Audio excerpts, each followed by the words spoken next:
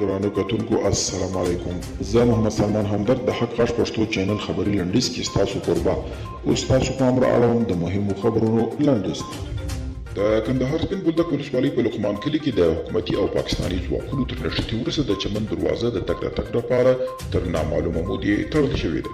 د فاریاب ولایت په اندخوی ولسوالۍ کې د مارشال عبدالرشید دوستم یو شمېر پلویانو د نوي والي د ټاکل کېدو پر خلاف لاریونونه کړي. فاریاب ولایت د نظامي لیدلوري په خاطر د دوستم له مهمو ولایتونو ګڼل کېږي. د طالبانو د سیاسي دفتر مرستیال وایي ډېر ژر به مو 7000 نور زندانیان هم راخلاص شي. د طالبانو د سیاسي دفتر مرستیال او مرکزي پلاوي غړي شیر محمد عباس تنګزي وایي د طالبانو د مشرانو نومونه به هم له تور لیسته لیرې شي.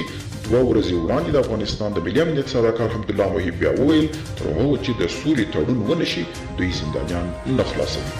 او امریکا د ولسمشر په ګډون د دغه هیواد ادارو او ګڼو چارواکو په خپلو خپرو کړو پیغامونو کې ویلي چې له هند سره به د کورونا وبا د کنټرول په برخه کې همکاري کوي او همداراز به دغه هیواد ته به واکسین جوړنې مواد ولېږي څو د واکسینو تولید ډیر شي.